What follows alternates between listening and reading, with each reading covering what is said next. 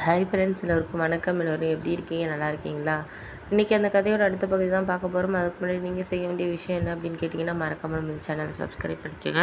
கீழே இருக்க பெல் பட்டனையும் கிளிக் பண்ணுங்கள். அப்போ தான் நான் போகிற வீடியோஸ் எல்லாமே உடனுக்குடனே உங்களுக்கு நோட்டிஃபிகேஷன்ஸில் வரும். ஸோ மறக்காமல் சேனலை சப்ஸ்கிரைப் பண்ணிவிட்டு வீடியோ பாருங்கள் ஃப்ரெண்ட்ஸ். வாங்க நம்ம கதைக்குள்ளே போகலாம். அதுக்கப்புறம் நான் சரி நம்மளுக்கு இது சரியாக வராது அப்படின்னு சொல்லிட்டு ஒரு முடிவுக்கு வந்தேன். இத்தனை நாளாக சரி நம்மளுக்கு ஓகே, நம்ம இந்த வேலையிலே நம்ம கொஞ்சம் அட்ஜஸ்ட் பண்ணி தான் இருந்தாகணும் அப்படின்னு சொல்லிட்டு இருந்தேன் கிட்டத்தட்ட ஒரு 3 இயர்ஸாக. அதுக்கப்புறம் அவங்க டைமிங்கு அதெல்லாம் கொஞ்சம் சரியில்லாதனால சரி என்ன பண்ணுறதுன்னு எனக்கே புரியலை. சரி இதுக்கப்புறம் இது நமக்கு சரியாக வராது. இதுக்கப்புறம் நம்மளால் எதையுமே இதுக்கப்புறம் அந்த இடத்துல நம்மளால் இது பண்ணி போக முடியாது. ஏன்னா நைட்டு வர்றதுக்கே கிட்டத்தட்ட 11 மணி ஆகிடுது. திருப்பி காலையில் 4 மணிக்கு எழுந்திரிக்கிற மாதிரி இருக்குது. அதாவது ஹெல்த்தும் ப்ராப்ளமாக இருக்கிறது, இந்த மாதிரி விஷயங்கள் அப்படிங்கிறதுனால நானாகவே ஒரு முடிவுக்கு வந்தேன். சரி இதுக்கப்புறம் நம்மளுக்கு நம்ம சம்பளத்தை தாண்டியுமே நம்மளுக்கு ஹாஸ்பிட்டல் செலவாகுது. ஏன்னா வாங்குறது 15,000 சம்பளம். இதில் ட்ராவலிங்க்கே கிட்டத்தட்ட 4,000 5,000 போயிடுது. ஹாஸ்பிட்டல் செலவெல்லாம் போகவே மாதமே எப்படியும் ஒரு 5,000 தான் நமக்கு மிஞ்சுற மாதிரி இருக்குது. அதுக்கு நம்மளுக்கு பக்கத்துலேயே ஏதாச்சும் 10,000 சம்பளம் கிடைச்சா கூட போதும், நம்ம அது மாதிரி இருந்துக்கலாம் அப்படிங்கிற மாதிரி தான் நான் அம்மாவும் அதான் சொன்னாங்க. நீ ரொம்ப போட்டுட்டு இது பண்ணிக்கிட்டு இருக்காதம்மா, நீ பக்கத்துலேயே ஏதாச்சும் ஒரு 8,000 9,000 சம்பளம் இருந்தால் கூட பரவாயில்ல, போயிட்டு வர மாதிரி இருந்துச்சுன்னா போதும். இப்போ நீ போயிட்டு எவ்வளோ நேரம் ஆகுது பார்த்தியா, நைட்டு 11 மணி ஆகுது. அதனால் முடிஞ்ச வரைக்கும் இங்கேயே ஏதாச்சும் வேலை பார்க்குற மாதிரி ட்ரை பண்ணுமா, அந்த வேலை வேண்டாம் அப்படின்னு அம்மா சொல்லிட்டு இருந்தாங்க.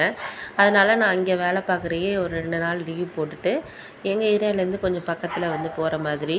அதனால நான் என்ன சொன்னேன்னா, சரிம்மா இதுக்கப்புறம் நம்மளால் நீ அங்கெல்லாம் போக வேணாமா அப்படின்னு சொல்லிட்டு நான் சொல்லிட்டேன். உடனே அதுக்கப்புறம் அம்மாவும் எனக்கு சொல்கிறது புரிஞ்சிச்சு. ஏன்னா 3 வருஷமாகவும் நம்ம கஷ்டப்பட்டுட்டு இருக்கோம். ஆனால் ஒன்றும் காசு மிச்சம் பண்ண மாதிரி இல்லை. போகிற வர அலைச்சல் தான் நம்மளுக்கு அதிகமாக இருக்கிற மாதிரி இருந்துச்சு.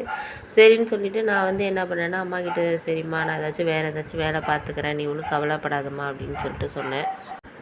சரின்னு சொல்லிவிட்டு அங்கே வேலை பார்க்குறப்பயே 2 நாள் லீவ் போட்டுட்டு நான் வேலை தேட ஆரம்பித்தேன். அப்போது எனக்கு பக்கத்துலேயே நான் வேலை பார்க்கறதுக்கு ரிலேட்டடாகவே ஒரு கம்பெனியில் அதாவது ரொம்ப இப்போ நம்மளால் அந்தளவுக்கு முன்னாடி வேலை பார்த்த அளவுக்கு சொல்ல முடியாது. இருந்தாலும் ஓரளவு சாதாரண மாதிரியான ஒரு மிடில் அளவு கம்பெனி தான் வச்சுருந்தாங்க. ஒரு 3 இயர்ஸுக்கு மேலே அந்த கம்பெனி ரன் ஆகிட்டுருக்கு அப்படின்னு சொல்லிட்டு சொன்னாங்க.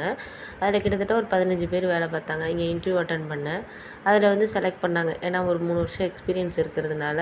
அதுக்கப்புறம் அவங்க காரணம் கேட்டாங்க, ஏம்மா முன்னாடியே வேலை பார்த்த இடத்துலேருந்து ஏம்மா நிற்கிறீங்க அப்படின்னு சொல்லிட்டு கேள்வி கேட்டாங்க. அது எல்லா இடத்துலையுமே நம்மளுக்கு கேட்குறது தான். நான் சொன்னேன், இது மாதிரி ஏற்கனவே என்னால் இங்கேருந்து ட்ராவல் பண்ண முடியல சார் அப்படின்னு சொல்லிட்டு சொன்னேன். அவரும் அதுக்கு சொன்னார், அப்படி அதாம்மா சரி ஓகே ஓகே அப்படின்னு சொல்லிட்டு, உனக்கு 12,000 சம்பளமா, கேபெல்லாம் இங்கேருந்தே நீங்கள் ஆஃபீஸ் வேனு கூட வருது, இங்கேருந்து உங்கள் வீட்டிலேருந்து ஒரு 15 நிமிஷம் தான் ஆகும், நிறைய பேர் கிட்டத்தட்ட ஒரு 10 பேர் அந்த ஏரியாவிலேருந்து தான் வர்றாங்க அப்படிங்கிற மாதிரி சொன்னார். சரி ஓகே அப்படின்னு சொல்லிவிட்டு எனக்கு அது சரி பரவாயில்ல, அது மாதிரி தான் பட்டுச்சு. சரி ஓகே அப்படின்னு சொல்லிட்டு நான் அம்மாக்கிட்ட அதுக்கப்புறம் சொன்னேன், சரி பரவாயில்லம்மா, அதுவும் நல்லது தான், நம்மளுக்கு இந்த அளவுக்கு நீ முயற்சி எடுத்தது எனக்கு, நான் தான் உன்கிட்ட ரொம்ப வருஷமாகவே சொல்லிகிட்டு இருக்கேன். இல்லைம்மா நான் என்ன பண்ணுறது சொல்லுங்கள், ஃப்ரெஷராக இருக்கிறப்போ நம்மளுக்கு ஏதாச்சும் ஒரு வேலைக்கு போனால் பரவாயில்ல அப்படிங்கிற மாதிரி தோணுது.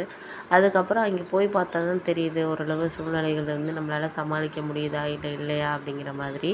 அதனால தான்மா நானும் முடிஞ்ச வரைக்கும் என்னால் முடிஞ்ச அளவுக்கு ஒரு 3 வருஷம் வேலை பார்த்துட்டேன். இதுக்கு மேலே அவ்வளோ தூரம் ட்ராவல் பண்ணி 1.5 மணி நேரம் கிட்டலாம் போக முடியாதுங்கிற மாதிரி ஒரு முடிவுக்கு வந்துட்டேன். அதனால தான் புதுசாக ஜாப் பார்த்தாச்சு. நாளைக்கு இங்கே ரிசைன் பண்ணுறதுக்கு நான் எல்லாம் எழுதி கொடுத்துருவோம்மா அப்படிங்கிற மாதிரி சொன்னோன்னே, சரிம்மா ஒன்றும் கவலைப்படாத, எல்லாம் சரியாயிடும், இப்போதைக்கு இருக்கிற சூழ்நிலைகளை பொறுத்து நீ எதையும் நினச்சி நீ கவலைப்பட்டுட்டு இருக்காத, எதாக இருந்தாலும் கொஞ்சம் கஷ்டமாக தான் இருக்கும், கொஞ்சம் நாளைக்கு அப்படி இருக்கும், அப்புறம் போக போக எல்லாம் சரியாயிடும்மா, நீ ஒன்றும் கவலைப்படாதம்மா அப்படிங்கிற மாதிரி சொன்னாங்க.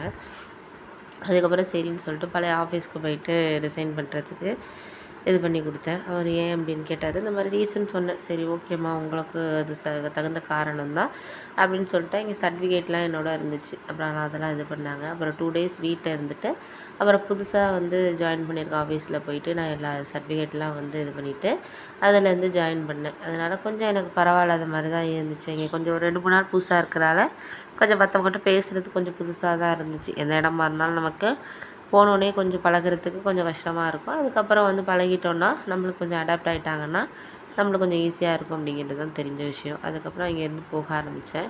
ஒரு 3-4 மந்த்துக்கு அப்புறம் வந்து ஓரளவு நல்ல சேலரி 13,000 கொடுத்துருந்தாங்க. அப்புறம் 15 ஆக்குனாங்க. ரொம்ப சந்தோஷமாக இருந்துச்சு.